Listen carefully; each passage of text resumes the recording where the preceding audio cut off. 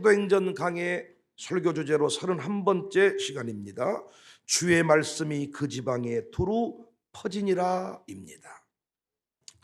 13장은 바울과 바나바의 계속되는 선교 여행 이야기입니다.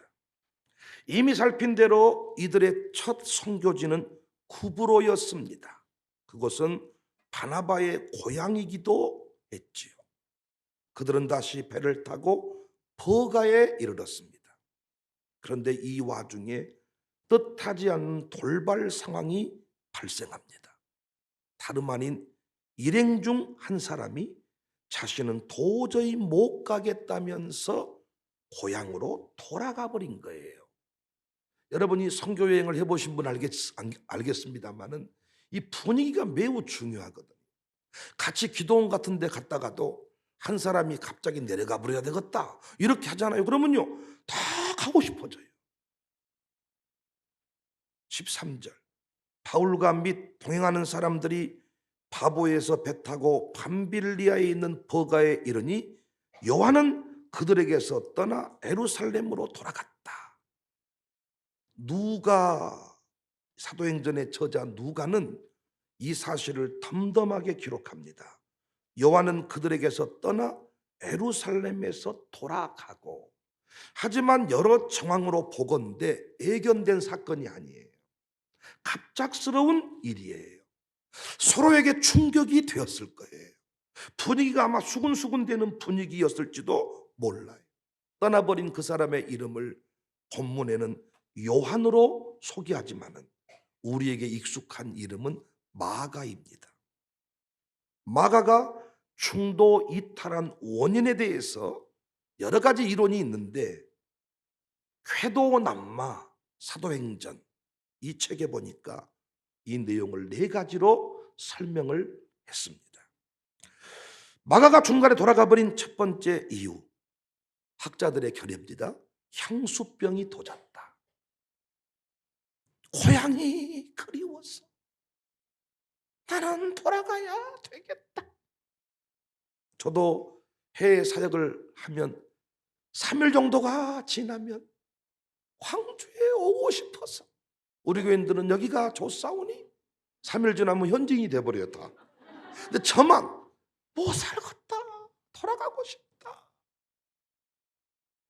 그나마 우리 장로님들이 늘 곁에 있어서 견딜 수 있었지만 혼자 가는 이 사역은 진짜 이게 쉬운 게 아닙니다. 향수병이다. 두 번째 견해는 선교 활동에 있어서 바울이 주도권을 잡은 것에 대한 불만의 표출이다, 이렇게 말하기도 합니다. 마가는 바나바의 조카거든요. 13절에 보면 바울과 및 동행하는 사람들이라고 나오지요. 원래는 바나바 이름이 먼저 나왔거든요. 근데 어느 순간부터 바울과 및 동행하는 사람들, 그러니까 바울이 이제 이 팀을 주도하는 것으로 보입니다. 바울이 누굽니까? 바나바에 비하면 초짜입니다. 바나바와 감히 신앙 수준에서 비할 바가 되지 못합니다. 그런데 바울이 이 팀을 주도하게 되니까 조카인 마가가 기분 나빠서 가부려야 쓰겄다. 얼마든지 가능한 이론입니다.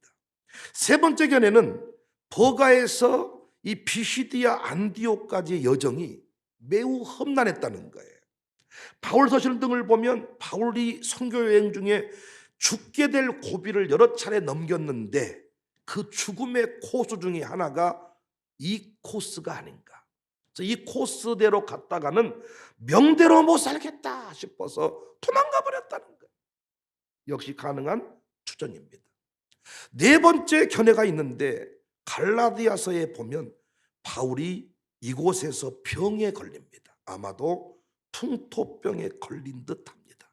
학자들은 이것을 바울의 그 육체의 가시로 이해하기도 해요. 안질이다, 간질이다, 여러 가지로 봅니다만은 정확한 병명은 모릅니다. 하여튼 바울이 아픈 것을 보고 나도 저렇게 몸이 망가지기 전에 돌아가야 되겠다라고 결심을 했다는 것입니다. 여하튼 이 사건으로 인해서 2차 선교 여행에서는 바나바와 바울이 갈라져요. 사도행전 15장 36절 이하를 보시면 나는 이 대목 보면서 참 은혜를 받았어요. 바울과 바나바가 둘이 싸운다는 게요. 며칠 후에 바울이 바나바더러 말하되 우리가 주의 말씀을 전한 각성으로 다시 가서 형제들이 어떠한가 방문하자 하고, 바나바는 마가라 하는 요한도 데리고 가자. 바울은 밤빌리아에서 자기들을 떠나 함께 일하러 가지 아니한 자를 데리고 가는 것이 옳지 않다. 39절에 서로 심히 다투어 피차 갈라서니 바나바는 마가를 데리고 배 타고 구브로로 가고, 바울은 신라를 택한 후에 형제들에게 주의 은혜의 부탁함을 받고 떠났다. 이런 어려움을 극복하고 도착한 곳이 피시디아 안디옥입니다. 14절, 그들은 버가에서 더 나아가 피시디아 안디옥에 이르러 안식일에 회당에 들어가 앉았다. 사실 바울의 1차 전도 여행의 큰 열매가 이곳에서 일어납니다. 44절 말씀 보시겠어요? 그 다음 안식일에는 온 시민이 거의 다 하나님의 말씀을 듣고자 모였다. 49절에는 주의 말씀이 그 지방에 두루 퍼졌다. 우리 교회가 그토록 간절히 기도하는 내용 중에 하나입니다. 주의 말씀이 온 세상에 두루 퍼지기를 원합니다. 무엇보다 전국에서 우리 교회 예배 참석하기 위해서 몰려드는 역사가 있기를 원합니다. 감사하게도 그 역사들이 시작된 것 같습니다. 각계각층에서 설교를 들었다는 소리를 제가 들어요. 당시 바울은 정통 랍비 교육을 받은 사람이었기에 어느 회당에 들어가도 가르칠 수 있는 자격이 있었습니다. 회당에 모여있던 사람들이 일단 바울을 반깁니다. 그리고 바울에게 할 말이 있거든 구원하라 합니다. 15절, 율법과 선지자의 글을 읽은 후에 회당장들이 사람을 보내어 물어 이르되 형제들아, 만일 백성을 구원할 말이 있거든 말해라. 바울이 설교를 시작합니다. 16절, 바울이 일어나 손짓하며 말하되 이스라엘 사람들과 및 하나님을 경외하는 사람들아 들어라. 그러면서 바울의 긴 설교가 쭉 이어집니다. 설교는 제가 보니까 내용적으로 세 구분되더라고요. 첫 번째 내용은 17절부터 22절까지인데 그리스도가 오시기까지의 성경의 역사성을 이야기합니다. 두 번째 내용은 23절부터 37절까지인데 예수님의 구체적인 사역에 관해서 이야기를 합니다. 그리고 세 번째 38절부터 42절까지 내용인데 회개의 결단과 촉구, 예수님의 구원 사역을 쫙 이야기하고 구원으로 초청을 합니다. 사도 바울의 설교는 딱딱한 설교 같지만은 복음의 진수를 보여주는, 진짜 내러티브의 진수를 보여주는 그런 설교였습니다. 무엇보다도 예수 그리스도의 역사성, 그리고 그를 통한 구속 사역에 대한 그 명쾌한 선포, 설교 안에 포함되어 있습니다. 이 설교를 듣고 사람들이 다음 안식일에도 와달라고 초청을 합니다. 42절, 그들이 나갈새 사람들이 청하되 다음 안식일에도 이 말씀을 하라. 그리고 그 다음 안식일에는 온 시민이 다 말씀을 듣고자 모였다는 거예요. 44절, 그 다음 안식일에는 온 시민이 거의 다 하나님의 말씀을 듣고자 하여 모였다. 할렐루야. 광산구 광주 지역의 온 시민들이 다 청사교회 와서 예배드리고 말씀 받는 은혜가 있어지기를 바랍니다. 아멘 한 대로 될 것입니다. 되고 있습니다. 그런데 여기서 끝이 아니에요. 45절, 유대인들이 그 무리를 보고 시기가 가득하여 바울이 말한 것을 반박하고 비방했다.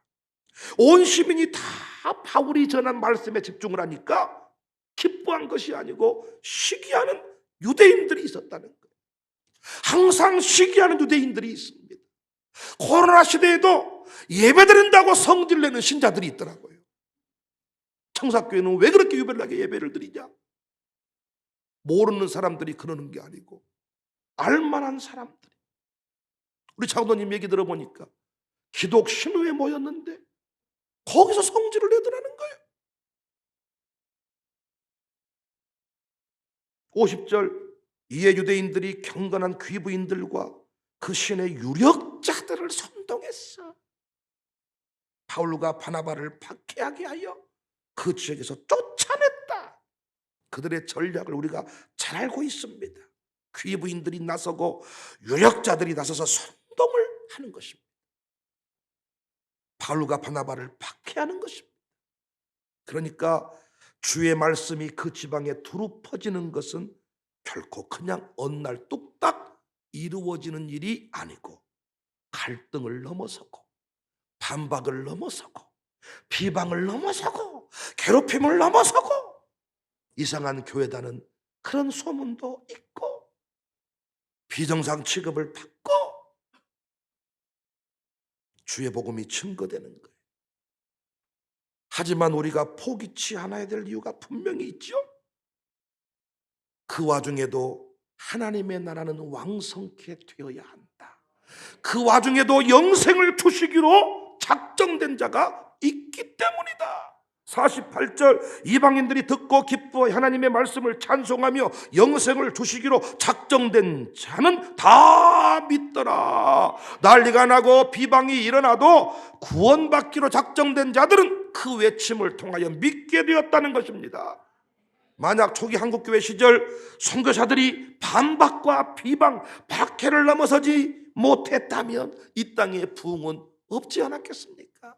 야코백이 귀신 물러거라, 너 물러거라, 서양 귀신 물러거라, 돌 던지고 소금 뿌리고 막 팼다는 거예요. 막 오물을 갖다가 예배당에 퍼고 막 푸고 온갖 방해. 백정상 목사님이 개척해서 세웠던 영광교회도 건축할 당시에 건축자재가 들어오는 자동차 밑에 몸을 던져버리고 포크레인 바가지 위에 올라타서 나를 죽이고 건축해라. 학교 갔다 왔더니 지역 주민들이 예배당 건축을 반대하면서 아버지 이 백정상 목사님 이 와이어스를 다 잡고 흔들어가지고 서치가 너덜너덜대고 후배 목사님들이 와서 건축을 도와주는데 아주 이 족꼭지가 얼마나 자꾸 흔들어 버렸는지 반쯤만 남아가지고 덜렁덜렁. 남의 교회라고 이렇게 웃지도 않고 감동도 안 받으시고 남자 족꼭지가 목사님 족꼭지가 반쯤밖에 안 남았다니까요. 얼마나 자꾸 늘어져 버렸는지. 연탄재를 갖다 던져버리고 별의별 일. 그러는 상황에도 중단하지 않았습니다. 예배당 건축은 계속되었습니다. 바울의 일행도 마찬가지입니다. 그렇게 멈출 수 없는 마음을 주시고 그 비방을 넘어선 마음을 주시는 것은 하나님께서 구원하시기로 작정된 영혼이 있기 때문입니다. 저는 지난 샬롬 마룻바다 기도회 때 하나님의 전신갑주 세 번째 내용을 설교했습니다.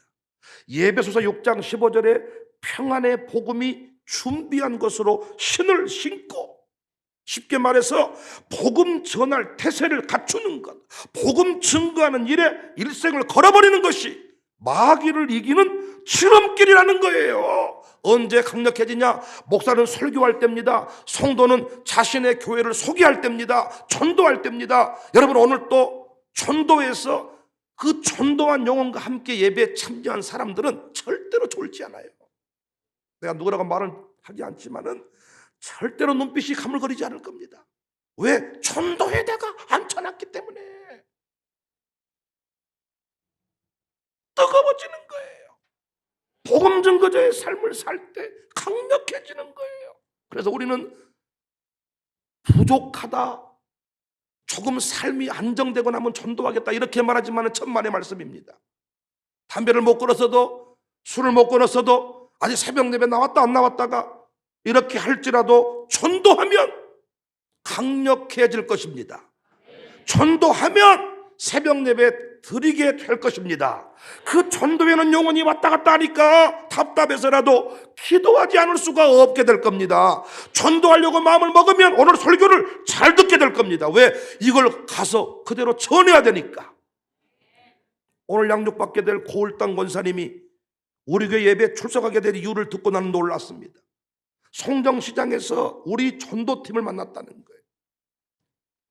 전도를 하는데 일단 그 시국에 쌍욕을 먹고 예배 다닌다고, 이 교회 간다고 신분을 드러내면 욕을 먹는 시대인데 전도를 하고 있다는 거예요. 아줌마들이, 우리 교회 전도팀들이.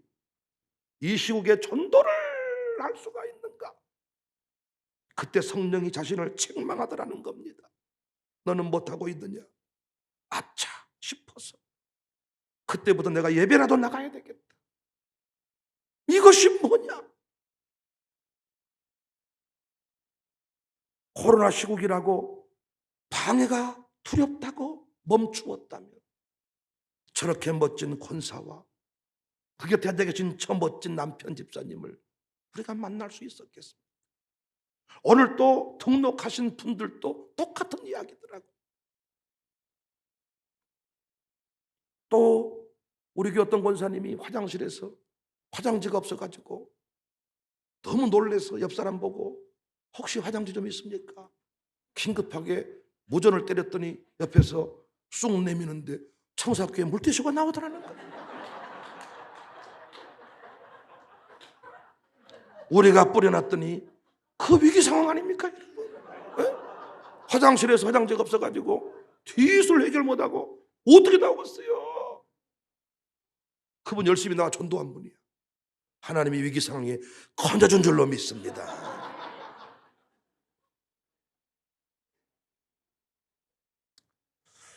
여하튼 오늘 본문을 통해서 깨닫는 메시지는 크게 세 가지입니다. 첫 번째 메시지는 예수님이 구원자이십니다. 예수님은 오늘 또 살아 역사하십니다. 예수님의 이름이 증거되는 곳에는 생명의 역사가 시작됩니다. 물론 예수님을 전하는 방법이 다양해야 돼요. 바울은 사람에 따라서 복음 전하는 방법을 달리했어요. 그러나 복음의 내용은 오직 하나, 예수님이 구원자이십니다. 예수님은 살아계십니다. 예수 안에 행복이 있습니다. 예수님이 구원의 길입니다. 예수님 전하시기를 바랍니다. 삶이 엉망일지라도 예수님이 구원의 길인 것은 사실이잖아요. 전하시기를 바랍니다. 전하면 강력해질 것입니다. 예수 안에 생명이 있습니다. 예수님 안에 행복이 있습니다. 돈 아무리 많이 벌어도 예수님 없는 인생은 행복하지 않습니다. 좋은 차 보고 주눅 들리지 말고, 화려한 외모 보고 주눅 들리지 말고, 여러분 좋은 차를 탄 사람일수록 전도 대상이 분명한 거예요. 얼굴이 예쁜 사람일수록 전도 대상이 분명한 거예요. 왜냐하면 예쁘다는 것은 뭘 했다는 거예요. 여러분 이 시대에 뭘 했다는 거예요. 갑자기 어느 날 며칠 동안 안 만났는데 얼굴이 좋아졌다. 은혜 받은 게 아니고 뭘 한 거예요. 뭘 한 거예요. 왜 자꾸 손을 대냐? 자신이 없으니까. 자꾸 내면이 무너져 있으니까. 그러니까 얼굴 예쁜 사람, 잘생긴 사람 딱 만나서 딱 예수님 전하면요, 그럼 받아들여요. 우리는 반대로 참 으스러하게 연약하게 살아가는 사람, 초라하게 살아가는 사람이 복음을 잘 받아들일 것 같지만 이 시대는 바뀌었습니다. 유력자들, 있어 보이는 사람들, 할 거 다 해봤거든요. 그들은 돈 벌 이유가 없어. 그냥 돈이 들어와. 그냥 매 주마다 찍힌대 그냥. 그런데 행복 하나도 없어. 그들에게 예수를 전하지. 그래서 요즘에 뭘 고민하고 있냐? 광주 청사교회 안에 힐링 캠프 프로그램 만들고 싶어. 힐링 캠프. 1차 힐링 캠프, 2차 힐링 캠프 이렇게 해가지고 가정교회끼리 캠프를 가는데 이제는 담임 목사와 함께 떠나는 힐링 캠프 이렇게 해가지고 전도한 사람이 신청할 수도 있고 타지에 사는 가족을 대신 신청할 수도 있고 이렇게 해가지고 그 사람이 무슨 사업하는 사람이다, 교수님이다 이러면 그분을 딱 파악해서 그분을 섬길 사람, 신청한 가족, 소속되어 있는 가정교회, 사역회, 그리고 또 그분과 함께 할 수 있는 7, 8가정을 딱 묶어서요 캠프를 떠나는 거예요.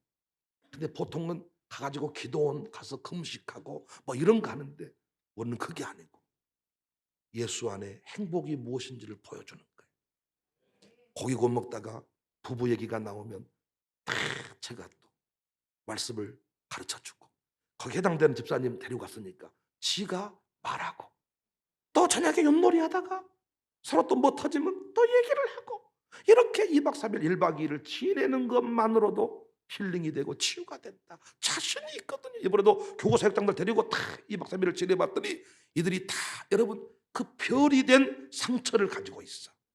지난날에 다 상처가 있었는데 이것이 이제는 치유가 돼가지고 별이 되었어. 이걸 가지고 누구든지 다 변화시킬 수 있는 이 주인공들이 되었더라고요. 그래서 힐링 캠프. 목사님이랑 가면 스트레스를 받을 것 같은데, 이런 분이 계시는데, 여러분, 우리 교회에서 제일 잘 노는 사람이 담임 목사예요. 제가 영사들을 다 노는 걸 가르쳐놨어. 예수님 안에서 노는 게 무엇인지를 제가 보여드리는 거예요. 이혼한 남자들끼리 모여서 프로그램 만들었더라고, TV 보니까. 근데 거기에 게스트를 초대해서 지들이 또 상담을 해주더라고요.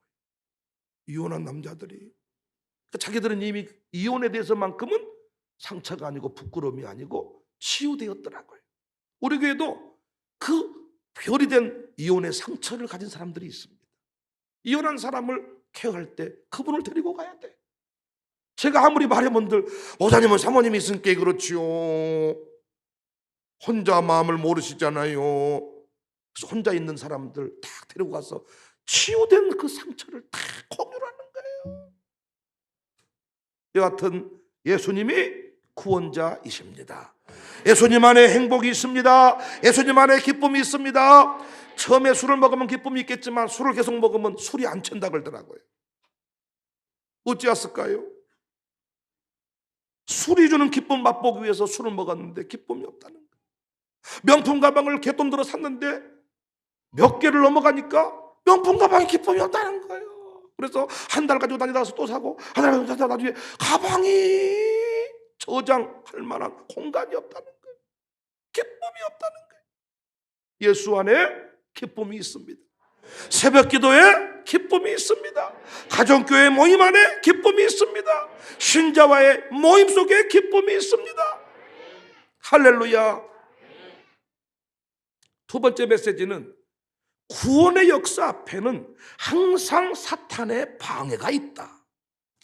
세계 선교 역사의 중심, 부흥하는 교회의 특징, 비난, 박해, 공격이 있었어요. 이단 같다, 이상하다, 이 시국에 무슨 예배를, 이 시국에 무슨 전도를. 그런데 그 비방을 넘어서고 박해를 넘어서고 공격을 넘어설 때 작정된 영혼들 구원케 된 줄로 믿습니다. 방해했다고 선교사가 떠나갔다면 우리가 어찌 복을 받아들였을까요? 배철서 목사님이 교회를 건축하다가 방해한다고 예배당 건축을 중단했다면 어찌 지금 그 영혼들이, 그 교회의 핵심 중심 기둥 역할을 감당하는 그 집도, 그 교회의 교회당이 세워져서 제가 그 아들을 전도하고 그 아들을 통해서 부모님이 구원받아서 지금은 영광교회 기둥이 되어 있습니다. 저는 그때 서울로 갑시다. 왜 이곳에 예배당을 건축합니까? 돌아가셨던 우리 큰아버지가 이래주로 내려오셨다가 괭이를 들고 이 수도관을 묻는 작업을 하시다가 그 난리난 것을 보고 동생 서울로 가자. 너 여기서 뭐하는 짓이냐? 그 하나님께서는 구원하실 영혼이 있기 때문에 그 백정성 목사의 마음을 붙드시고 끝까지 포기치 않게 하셨고 결국은 구원의 역사를 이룬 줄로 믿습니다. 저도 어떤 일을 끝까지 지속할 수 없는 사람인데 그 코로나 시국에도 예배 멈추면 안 된다, 새벽 예배 중단하면 안 된다, 그런 마음을 주셔서 계속 밀고 갔더니 그것 때문에 구원받은 영혼들이 엄청납니다. 우리 교회도 예배드리는 교회를 찾다가 우리 교회로 온 경우가 광명에서부터 전국에서 우리 교회를 찾고 있다는 것입니다. 마가가 떠나갔고 내부 혼란이 일어났지만 여러분, 바나바의 조카쯤 되니까 상당한 또 실력자고 유력자고, 핵심이 빠져나가 버리면 흔들릴 수 있는데 그래도 다시 대열을 추스리고 갔던 길을 갔습니다. 마귀는 우리가 가는 길을 방해합니다. 그래도 가면 이깁니다. 그래도 전하면 이깁니다. 그래도 예배하니 부흥했습니다. 그래도 설교하니 역사가 일어났습니다. 엘루마가 방해했잖아요. 그래도 넘어섰습니다. 그래도 갔습니다. 우리 교회 전도팀 말 들어보면 물티슈 주다가 쌍욕을 먹고 주보를 뿌렸다가 그냥 어려운 일을 만나고 그래도 갔습니다. 물티슈 그거 뿌린다고 수백만 원 들여서 그 일한다고 누가 돌아오겠습니까? 천만의 말씀입니다. 하나님 나라는 코로나 시국에도 확장돼야 되고 작정된 영혼들이 있기 때문에 전도팀의 마음을 감동한 줄로 믿습니다. 방해를 넘어서야 돼. 부모들이 자녀를 구원하겠다고 몸부림을 치지만 방해 앞에 멈춰서 버린 부모님이 많아. 변수가 와. 코로나가 변수였어요. 그때 자녀 앞에서 불평해버린 부모님은 자녀 구원 못합니다. 어떤 상황에도 나는 가리라, 주의 길을 가리라. 비바람이 앞길을 가려도 가리라. 미쳤다고 손가락질하지만 나중에 반드시 그 부모님이 섬기는 교회로 자식이 온다고요. 진짜였음을 확인했으니까. 우리 교회 앞으로도 구원 역사 앞에 방해가 있음을 기억하고 요동치지 않기를 바랍니다. 세 번째 메시지는 복음 전도자의 결론은 기쁨과 충만이다. 52절 제자들은 기쁨과 성령이 충만하니라. 기쁨을 얻는 길이 뭡니까? 전도입니다. 우리 교회도 새가족들이 몰려오니까 기쁨이 있습니다. 기존의 사람들과 같이 모여서 살다 보면 어느 순간 이게 곤태라는 것이 곤태기 같이 뭔가 이렇게 이런 것이 있는데 새가족이 몰려오잖아요. 이렇게 새 생명이 태어나잖아요. 그 가정에 기쁨이 있는 것입니다. 우리 교회가 이렇게 살아있는 것은 전도를 많이 하기 때문에. 은혜 받으셨습니까? 위로 받으셨습니까? 격려 받으셨습니까? 아멘 안 하신 분은 한 번도 안 받으셨습니까? 다시 물어보겠습니다. 은혜 받으셨습니까? 위로 받으셨습니까? 격려 받으셨습니까? 치유를 받으셨습니까? 전도하시기를 바라요. 그 치유의 역사가 전도집니다. 격려 받아보니까 어때요? 기분 좋잖아요. 그 격려 필요한 사람한테 우리 교회에 가자. 격려 받을 것이다. 우리 교회 남자들이 격려를 많이 받아요. 여자분들한테 참 죄송한데 남자들이 격려를 많이 받아. 남자가 이 새벽에 나온다는 게 쉬운 얘기가 아니에요. 여자분들도 귀하지만 새벽에 나온 남자가 더 귀해요. 제가 이번에 교구사역장 캠프를 진행하고 이제 마지막 시간에 파송 예배를 드리면서 쭉 릴레이 기도를 시켰습니다. 근데 우리 장로님부터 남자들이 쭉 기도할 때는 든든하다, 고맙다 이런 생각이 들었는데 여자분들이 그 부인들이 기도를 쭉 시작할 때 나도 모르는 순간 내 눈에 눈물이 쫙 흐르기 시작하더라. 눈물이. 여인의 그 기도가 깊다는 것을 제가 경험하는 시간이었어요. 교구 사역장들이 세워지기까지 이 여인들의 눈물의 기도가 있었고 이들이 아론과 훌처럼 모세의 팔을 붙들었다 아론과 훌처럼 백유저 목사 곁을 떠나지 아니하고 받쳐주게 된 것이 이들 부인의 기도였고 이걸 느끼게 됐어요. 격려 받으셨습니까? 부부가 행복해지셨습니까? 이 교회에 와서 아들이 좋아졌습니까? 그러면 아들로 아파하는 집을 볼 때마다 여러분은 입을 다물면 안 되지. 전도하셔야 돼요. 예수님 믿으세요. 청사교회로 오세요. 당신의 자녀는 회복이 될 것입니다. 영혼을 구원하면 감당할 수 없는 기쁨. 제가 왜 우리 교구사역장들과 함께하면 기쁨이 있을까? 제가 건축한 믿음의 용사들입니다. 저를 만나기 전에 비틀댔고 인생에 아픔이 있었던 사람들인데 저와 함께 살아가면서 말씀으로 건축이 됐어요. 말씀으로 건축된 그 사람이 내 인생의 전부야. 내 삶의 이유입니다. 백윤영이 어떤 사람인가를 물어본다면 저는 교구사역장들을 보여줍니다. 영혼을 세울 때 기쁨이 있어요. 여러분이 전도하려고 할 때 여러분의 사업장이 열려요. 불경기라고 말하지만 선교사에게 쓰임받은 기업은 여전히 부흥하고 있습니다. 영혼 구원하는 일에 집중하는 교회는 살아나고 있습니다. 큰 교회는 남고 작은 교회는 사라지는 게 아니고 영혼 구원에 집중하는 교회는 살아남는 것이고 영혼 구원에 관심 없는 교회는 역사 가운데로 사라지는 거예요.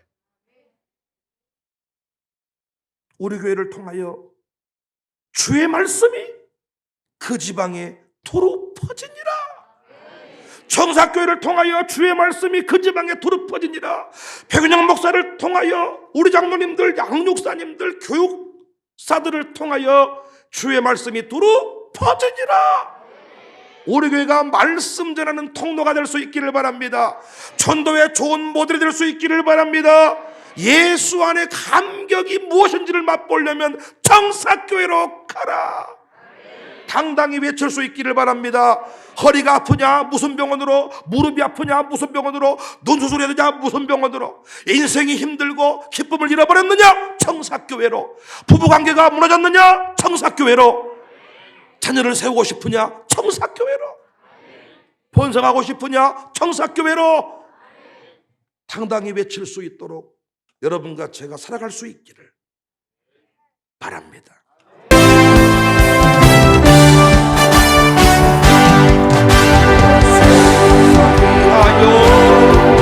나고 마음의